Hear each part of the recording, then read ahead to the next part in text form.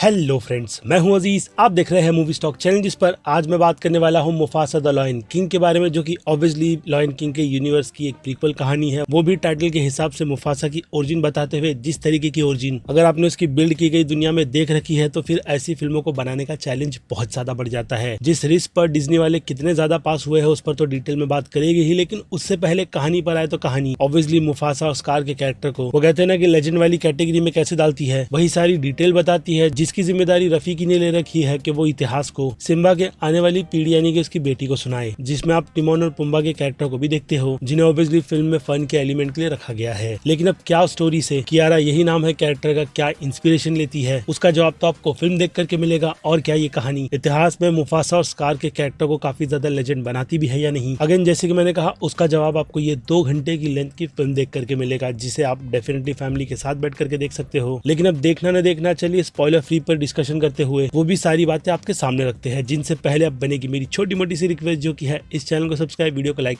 और शेयर करने की तो कर लो।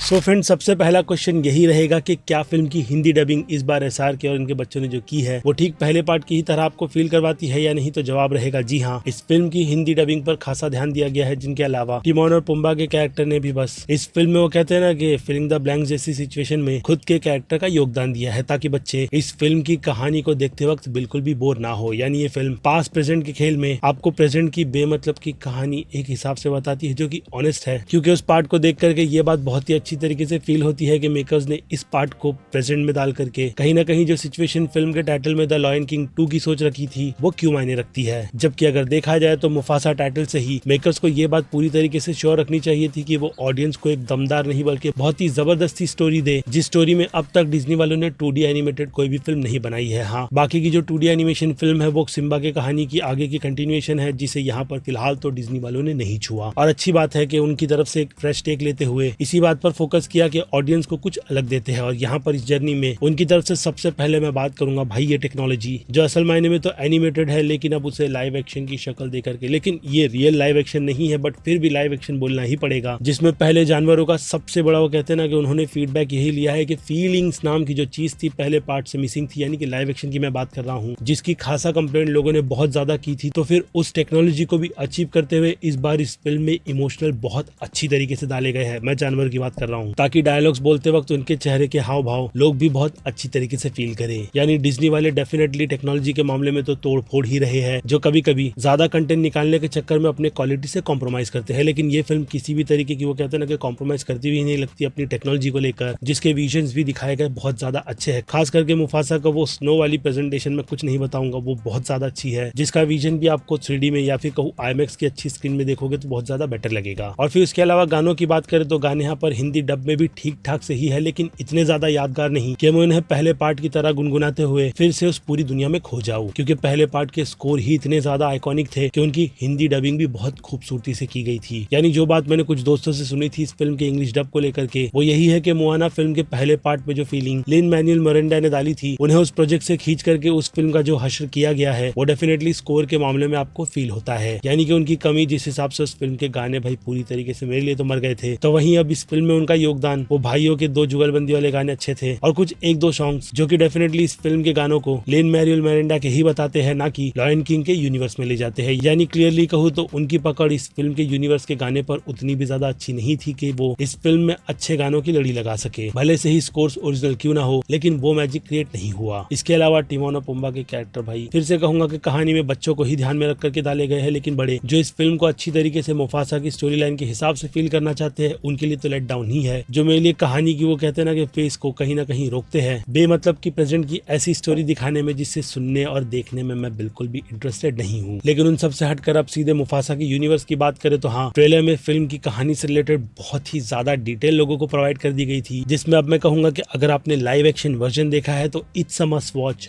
Must watch, must watch. जो बात बार बार रिपीट करके बताना जरूरी है, क्योंकि पहले पार्ट के मुकाबले में ये फिल्म स्टोरी अपने कैरेक्टर्स को लेकर के बहुत ही ज्यादा शाइन होती है, जिसके अगर ओरिजिनल वर्जन को आपने देख रखा है तो फिर ये फिल्म कहीं ना कहीं आपके लिए लेट डाउन वाली कैटेगरी में ही आएगी। रीजन की बात की जाए तो वो है मुफासा और उसकी काफी आइकॉनिक सी ओरिजिन, जो पहले भी बुक के माध्यम से लोगों के सामने रखी गई थी, लेकिन ज्यादा लोगों ने उस पर अपनी नजरें नहीं डाली। तो यहाँ पर मेकर्स ने कुछ अलग टेक देते हुए कहीं ना कहीं मुझे लगता है कि उस कैरेक्टर को लेजेंड बनाने के चक्कर में इस फिल्म में कई सारे ऐसे मोमेंट्स डाल दे के हम उन्हें फील करते हैं कि यहाँ पर वो मोमेंट अभी मुफासा के कैरेक्टर को आइकॉनिक बनाने के लिए ही डाले जा रहे हैं, लेकिन वो कहते हैं ना कि अंदर से वो चीजें फील नहीं करवा पाते। यानी बार बार मेकर्स की तरफ से कोशिश की जाती है कि लोग इस पूरी फिल्म से एंगेज रहे, जो कि अनफॉर्चुनेटली इस फिल्म की लेंथ के चलते नहीं हो पाते, जिसमें मुफासा की शुरुआत से लेकर के अंत तक की जर्नी आप पहले ही प्रेडिक्ट करके रखते हो कि उनके साथ असल मायने में फिल्म के अंत तक क्या होगा, और ये फिल्म वही चीजें प्रोवाइड करते हुए आपको इधर उधर बिल्कुल भी नहीं भटकाती। क्योंकि जहाँ स्टोरी रिवील कर दी गई थी कि मुफासा एक गोद लिया हुआ किंग है जिसने अपनी जगह लोगों के बीच बनाई, तो वहीं जिस स्टोन पर वो खड़ा होता है उसकी भी कहानी से भाई क्या मतलब था उसे दिखाने का, एक अलग ओरिजिन को लेकर के मुझे बिल्कुल समझ नहीं आया, क्योंकि मेकर्स ने वो चीज इस फिल्म में की है। और फिर इससे हटकर स्कार के आइकॉनिक कैरेक्टर की बात करें तो यहाँ इसके बचपन के लिए गए डिसीजन पर वो आज भी किस तरीके से पछता रहा है, ये फिल्म उसे भी बताते हुए भाई काफी ज्यादा लेजीनेस दिखाती है। और फिर उसका जो टर्न ओवर होता है, फिर से ट्रांसफॉर्मर 1 फिल्म याद आ गई जिसमें मेगाट्रॉन के कैरेक्टर को भी काफी ज्यादा स्विच करते हुए डार्क शेड में ले जाया गया था। तो यहाँ पर भी वो चीज आपको उसका दुगना यानी कि काफी डिसअपॉइंटमेंट के साथ दिखाई जाएगी, क्योंकि इतनी लेजीनेस से भाई एक काफी आइकॉनिक कैरेक्टर को विलन बना रहे हो, भाई क्या कर रहे हो। वो भी ऐसी छोटी चीज को भाई बात समझ नहीं आई। इसके अलावा स्कार वाली ओरिजिन भी आप देख ही लेना, समझ आ जाएगा, क्योंकि ज्यादा चीजें स्पॉइल करूंगा तो इस फिल्म में देखने जैसी कोई चीजें ही नहीं बचेगी। और इसके अलावा विलन्स जो व्हाइट लायन, एल्बाइनो, यही कुछ कहा जाता है उन्हें, उनकी एडिंग इस फिल्म की कहानी के हिसाब से काफी ज्यादा अच्छी थी, और एक हिसाब से कहूंगा कि टाइम पास के तौर पर ये पूरी फिल्म भी, यानी डायरेक्टर ने अपने नाम पर एक बहुत बड़ी रिस्पॉन्सिबिलिटी डाल ली थी, जिसे इंटरव्यू में बार बार वो रिपीट कर ये बता रहे हैं कि वो कभी भी दोबारा ऐसी बड़ी फिल्म को डायरेक्ट नहीं करेंगे, क्योंकि यहाँ वो चीजें संभालने की कोशिश करते हैं जिसमें कुछ कुछ चीजें तो वो संभालने में कामयाब होते हैं, लेकिन कई सारी चीजें उनके हाथों से फिसल रही थी बिल्कुल रेत की तरह, क्योंकि एक काफी बड़ी रिस्पॉन्सिबिलिटी वो भी लॉयन किंग के यूनिवर्स में लेकर के फैंस को सेटिस्फाई करना फिलहाल तो नामुमकिन सा ही लगता है, जिसमें पहले ही लाइव एक्शन बना करके डिज्नी वालों ने बहुत ही ज्यादा क्रिटिसिज्म झेला था। लेकिन फिर भी मैं उन ऑडियंस में से आता हूँ जो इस तरीके के रीमेक को अभी की जनरेशन को ध्यान में रखकर बहुत ज्यादा सपोर्ट करता हूँ, जो कहानी बस फ्रेम बाय फ्रेम अपनी नई टेक्नोलॉजी के साथ लोगों को सुनाती है, और ये चीजें अच्छी भी है। जिसका अगर रीजन बताऊं तो वैसी स्टोरी को बिल्कुल भी ना छेड़ते हुए अगर आप लोगों के सामने काफी ऑनेस्ट टेक के साथ नई टेक्नोलॉजी यूज कर बताओगे तो फिर वो ऑडियंस भी अट्रैक्ट होती है जिन्होंने पहला पुराना पार्ट देख करके खुद की काफी अच्छी यादें बनाई थी। जिस हिसाब से भी आपको कहूंगा कि डेफिनेटली एक बार तो जाकर के इस फिल्म को मौका देना चाहिए, जो कि ये फिल्म डिजर्व भी करती है। जिसके बाद में पहले ट्रेलर को देख करके मेरी उम्मीद तो पूरी तरीके से मर गई थी कि क्या मैं इस फिल्म पर अपना समय थिएटर में जाकर के दूंगा भी या नहीं, या फिर ये एक प्रेशर रहेगा बस काम के चलते। लेकिन आई एम ग्लैड कि वो चीजें मेरे साथ इस फिल्म को देखते वक्त तो नहीं फील हुई। जिसकी अब थोड़ी बहुत डिटेल सीधे रेटिंग के टाइम पर डिस्कस करें तो सबसे पहले आ जाते हैं एक्शन पर। तो फिल्म के एक्शन हाँ कह सकता हूँ कि बहुत ही ब्यूटीफुली कोरियोग्राफ किए गए हैं, जिस हिसाब से एक्शन अगेन इस एडवेंचर फैंटेसी फिल्म में 5 में से 2.5 स्टार की रेटिंग डिजर्व करते हैं। तो वहीं कॉमेडी की बात करूँ तो कॉमेडी मेरे लिए उस लेवल का काम नहीं कर पा रही थी जिसके हिसाब से रेटिंग 5 में से 1.5 स्टार की रहेगी। तो वहीं ड्रामा की बात करूँ तो अनफॉर्चुनेट कहानी में कुछ ज्यादा एक्सप्लोर करने के लिए था नहीं, इसलिए एक्शन की तरह ये रेटिंग भी 5 में से 2.5 स्टार डिजर्व करेगी। तो वहीं फिल्म के सस्पेंस के लिए 5 में से 0 स्टार की रेटिंग बिल्कुल ठीक है। जिसके बाद बात करें फिल्म के हॉरर थ्रिल की, तो फिल्म में थ्रिल का वो कहते हैं ना कि थोड़ा अच्छा खासा मोमेंट बनाया गया है, जिस हिसाब से ये फिल्म 5 में से आधा स्टार डिजर्व करती है। तो वहीं मास ऑडियंस की बात करें तो मास ऑडियंस इस टाइम पास से एक्सपीरियंस फिल्म को B+ की कैटेगरी में रखेंगे। जिसके बाद बात की जाए ऑब्वियसली क्रिटिक्स की, तो क्रिटिक्स ने भाई फिल्म की वो कहते हैं ना कि बाल की खाल निकालते हुए फिल्म में कई सारी खामियां भी निकाली है, लेकिन पहले पार्ट से लाइव एक्शन से थोड़ी ऊपर की रेटिंग देते हुए उन्होंने इस फिल्म को कहीं ना कहीं B की कैटेगरी दी है, जिनसे हटकर इस टाइम पास से फिल्म को मैं B+ की कैटेगरी में तो रख ही सकता हूँ, क्योंकि मेरा एक्सपीरियंस लॉयन किंग के यूनिवर्स को लेकर के बहुत ज्यादा अच्छा है, जिसमें मुफासा फिल्म भी अपना ठीक ठाक सा काम कर मुझे डिसअपॉइंट तो नहीं करती। बाकी पूरी फैमिली के साथ जाओगे तो फिल्म को देखने में और भी काफी ज्यादा मजा आएगा, खास करके बच्चों को लेकर जाओ जो इस अच्छी सी दुनिया में आपके साथ डेफिनेटली एक बहुत ही अच्छी यादें भी बनाएगी। जिसे अब देखने ना देखने का डिसीजन आपका है। मेरा पर्सनल ओपिनियन इस फिल्म से रिलेटेड मैंने दे दिया है, बाकी फिर क्या वक्त बनता है वीडियो को यहीं पर दी एंड करने का। मैं हूं Aziz, movie stock channel like share subscribe भूलना मत। मिलूंगा जल्दी दूसरी किसी वीडियो में। Till then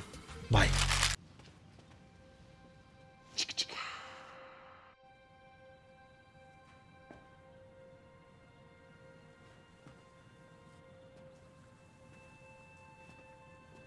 You're still here.